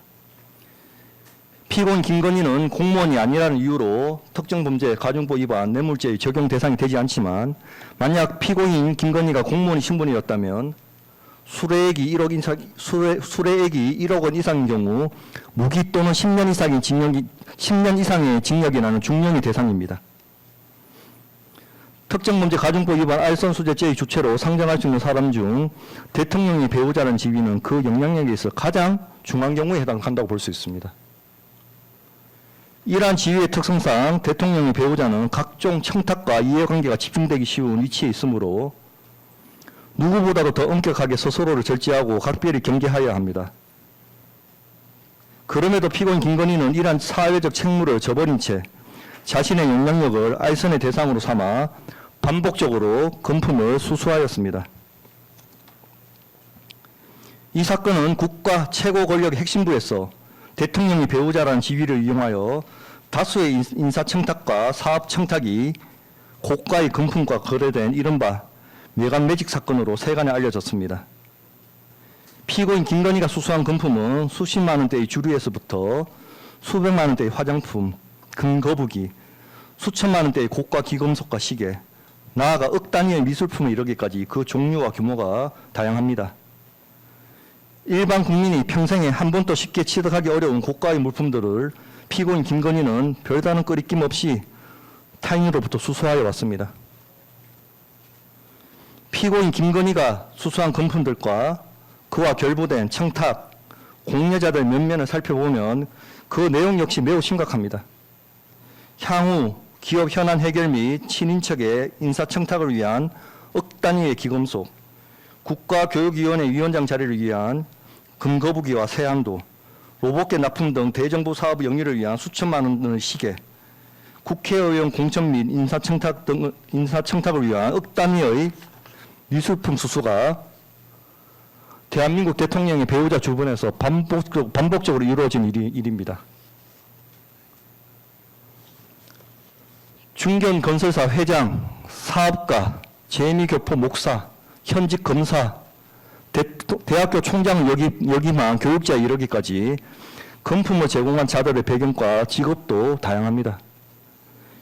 이처럼 사회 각 분야의 인사들이 공직자 인사, 정부기관과의 계약, 여당의 공천에 이르기까지 저마다의 청탁을 품고 피고인 김건희에게 접근하여 금품을 제공하였던 사실은 피고인 김건희를 둘러싼 비공식적인 청탁 구조가 특정 집단에 국한된 것이 아니라 사회 전반에 걸쳐 광범위하게 형성되어 있음을 보여줍니다. 이는 마땅히 공정하고 투명하게 이루어져야 할 공적 의사결정의 과정이 금품과 결부되어 피고인 김건희의 개인적인 이익을 위해 거래의 대상으로 전락한 것으로 그 폐해는 단순한 금품 수수의 차원을 넘어 공적 의사결정의 공정성과 신뢰를 근본적으로 훼손한 것입니다. 피고인 김건희는 이 사건이 사회적으로 문제가 되고 수사가 본격화되자 일부 금품에 대하여 뒤늦게 빌려준 것에 감사하다는 변명과 함께 반환하거나 스스로 구매한 것이라고 주장하며 책임을 회피하여 왔습니다. 그러나 수천만 원에서 억 단위에 이르는 고가의 금품을 수수하면서도 이를 단순히 구매 대행이나 일시적 차용으로 포장하려 한 것은 피고인 김건희가 자신의 행위의 위법성을 충분히 인식하면서도 이를 은폐하려 하였음을 보여주는 것입니다. 특히 반클리프 앤 아펠 목걸이와 관련하여 피고인 김건희는 수사가 본격화되자 진품을 공여자에게 반환하였는데 동일한 모델의 가품이 특별검사의 압수수색 과정에서 피고인 오빠의 장모 주거지에서 은닉된 채 발견되었습니다. 이는 피고인 김건희가 수사를 의식하면서 범행의 흔적을 은폐하려 하였음을 여실히 드러내는 것으로 범행 후의 정황도 매우 좋지 않습니다. 피고인 김건희는 이 법정에서 또 일부 금품의 수수 사실 자체는 인정하면서도 알선 명목으로 받은 것이 아니라는 취지로 일관되게 부인하여 왔습니다. 그러나 이는 법적 책임을 회피하기 위한 변명에 불과합니다. 금품을 제공한 자들이 저마다 청탁을 품고 접근하였음이 수사와 재판 과정에서 명백히 드러났음에도 피고인 김건희는 자신의 행위를 정당화하려 하였습니다. 이 법정에서 피고인 김건희로부터 진정한 반성의 모습을 확인하기는 어려웠습니다. 이 사건으로 인하여 공직의 공정성에 대한 국민의 신뢰가 심각하게 훼손되었고 사회적 갈등과 논란이 장기간 지속되었습니다. 피고인 김건희는 영부인이라는 지위가 요구하는 사회적 책무를 외면한 채 그 지위를 그저 사적 이익 추구의 수단으로 활용하였던 점에서 그 죄책이 더욱 무겁고 피고인에게 이에 상응하는 책임을 묻지 않을 수 없습니다. 피고인 이 사건 기금속을 이봉관에게 반환한 점, 2020년 5월 12일 이봉관을 피공탁자로 그래프 기거래 상당 금액인 2,210만 원을 공탁한 점, 2020년 5월 11일 서성빈에게 이 사건 손목 시계 대금 명목으로 2,870여만 원을 이체한 점이 있긴 합니다. 그러나 이러한 반환 경위나 반환 시기, 공탁 시기 등에 비추어 보면 유리한 정상으로 고려하지 않습니다. 이러한 사정들을 비롯하여 피고인 연령, 지위, 성행, 환경, 범행의 동기, 수단과 결과 등 여러 양형 조건을 두루 참작해서 형을 정하였습니다. 피고인 이봉관에 대한 양형에 대해 설명하겠습니다. 법률상 처단형의 범위는 특검법상 필요적 감경 사유가 있어서 징역 1개월에서 1년 6개월 사이입니다. 양형 기준은 설정되어 있지 않습니다. 피고인은 자신이 대표이사로 있는 서희건설의 법인 자금을 접대비 명목으로 허위 회계 처리한 후 이를 유용하여 고가인 2,210만 원 상당 이 사건 귀걸이를 구매하여 대통령이 배우자에게 교부하였습니다. 이는 최고의 권력의 핵심과 연결된 친분을 매개로 기업의 사적 이익을 도모하거나 친인척에 대한 조력을 얻으려 한 부정한 동기에서 비롯된 것으로 우리 사회가 추구하는 공정성과 청렴성에 미치는 부정적 파급 효과와 위험성이 대단히 크고 그 죄책이 무겁습니다. 특히 피고인은 대통령 당선 직후 시점부터 취임 이후에 이르기까지 지속적 반복적으로 고가의 기금속을 교부해왔는 바, 비록 대통령 취임 이전의 행위들이 이 부분 공소사실에 직접 포함되지는 않았다 하더라도 이러한 전반적인 교부의 경위와 범행 행태에 비춰볼 때 비난 가능성이 큽니다. 나아가 주주와 회사 전체에 대한 성관주의 의무를 부담하는 자가 법인 자금을 사적 청탁의 수단으로 유용하여 기업의 공정한 경영 윤리를 저해하였다는 점에서도 그러합니다.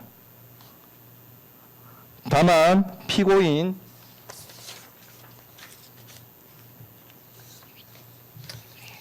이봉관은 특별검사에 자수서를 제출하고 김건희로부터 반환받은 이 사건 목걸이 및 브로치를 자진하여 제출하였습니다. 은밀하게 이루어지는 권력형 알선수재 범죄의 특성상 비록 특검법 도입 이후라 하더라도 피고인의 이와 같은 자발적인 인정과 증거 제출이 없었다면 이 부분 공소사실이 은폐되었을 가능성도 있습니다. 피고인의 이러한 수사 협조 및 증거 제출은 특검법상 김건희에 대한 의혹 사건의 진상을 규명하는 데 실질적이고 중요한 기여를 한 것으로 평가할 수 있고 이는 특검법 24조 3호의 필요적 감면 사유에 해당합니다. 이러한 사정과 피고인의 연령, 지위, 환경 등 여러 양형 조건을 고려해서 형을 정하였습니다. 피고인 서성빈에 대한 양형에 대해서 설명하겠습니다. 법률상 처단형의 범위는 징역 1개월에서 3년, 양형 기준은 설정되어 있지 않습니다. 이 부분 범행은 피고인 서성빈이 고위공직자인 대통령 배우자에게 일회 수수 금지 한도를 수십 배 초과하는 3,990만 원 상당의 고가의 손목 시계를 제공한 것입니다. 피고인은 최고위 공직자의 배우자란 지위 및 그와의 사적 친분관계를 매개로 향후 자신의 사업 등에 유무용의 조력을 받거나 이를 대외적으로 가시하려는 부정한 동기와 목적하에 범행에 이른 것으로 보이는 바 이러한 행위는 공직수행의 청렴성을 확보하고자 하는 청탁금지법의 입법 취지를 심각하게 훼손하고 우리 사회의 공정성에 대한 국민의 신뢰를 무너뜨리는 것으로 그 죄책이 무겁고 비난 가능성이 큽니다. 그럼에도 피고인 서성빈은 관련자들의 진술에 비추어 볼 때 책임을 면하기 위한 사후적 변명에 불과한 국내 대행 주장을 하면서 범행을 완강히 부인하고 있고 나아가 수사기관이 조사를 앞둔 시점에 휴대전화기를 분실한 경위도 쉽사리 납득하기 어려워 범행 후의 정황도 좋지 않습니다. 다만 도롬동과 대통령 경호처 사이 임대차 계약으로 인하여 직접적인 경제적 이득을 취득하였다 볼 만한 자료가 없는 점, 벌금형 전과 2번 있는 점은 유리한 정상으로 참작합니다.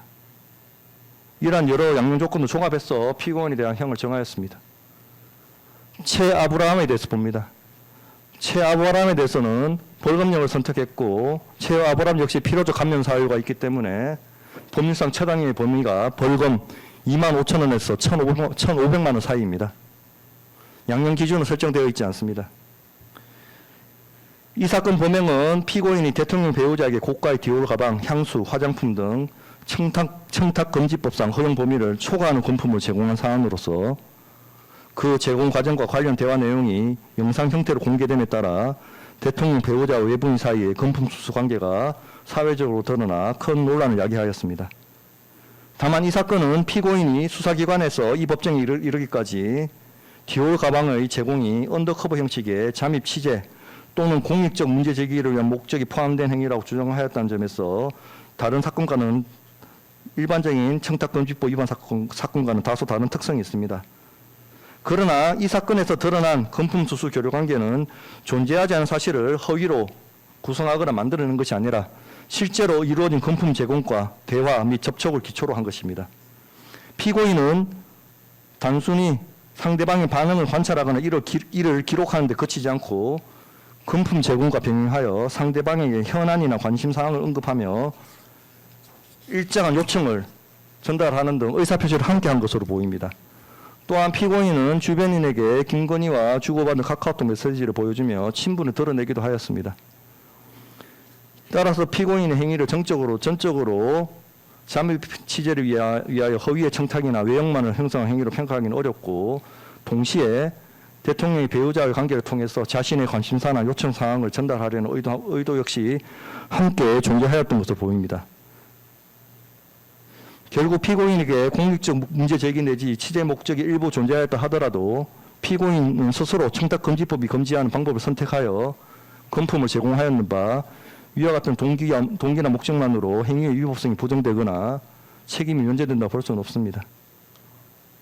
다만 피고인이 이 사건 범행을 자백하고 있는 점, 이 사건 금품 제공 관련 내용을 스스로 공개한 점, 피고인에게 특검법 24조 3호의 필요적 감면 사유가 있는 점, 그리고 피고인이 제공한 금품의 가액 등을 종합적으로 비교해서 형을 정하였습니다.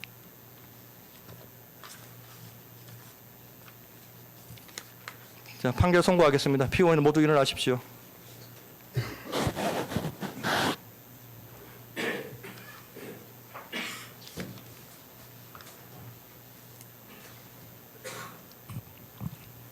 예, 주문 피고인 김건희에 대하여 피고인을 징역 7년에 처한다. 압수된 이우환 작가 프롬 포인트 그림 1점, 바쉐론 콘스탄틴 시계 빈박스 1개, 금거북이 보관압 1개, 다이아 목걸이 반클리프네 아펠 1개, 브로치 티파니 1개, 디올 파우치 1개를 각 몰수한다. 피고인으로부터 6,480만 원을 추징한다. 위 추징에 상당한 금액의 간압을 명한다. 피고인 이봉관에 대하여 피고인을 징역 1년에 처한다. 다만 이 판결 확정일부터 2년간 위형의 집행을 유예한다. 피고인 서성빈에 대하여 피고인을 징역 10개월에 처한다. 다만 이 판결 확정일부터 2년간 위형의 집행을 유예한다. 피고인 최아브라함에 대하여 피고인을 벌금 800만 원에 처한다. 피고인이 위 벌금을 납입하지 아니하는 경우 10만 원을 1위로 환산한 기간 피고인을 노역장에 유치한다. 위 벌금에 상당한 금액의 간압을 명한다.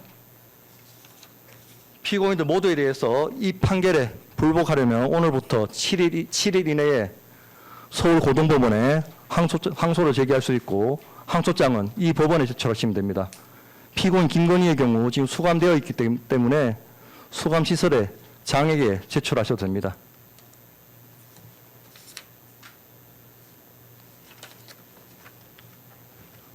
예, 이상 판결 선고를 마치겠습니다.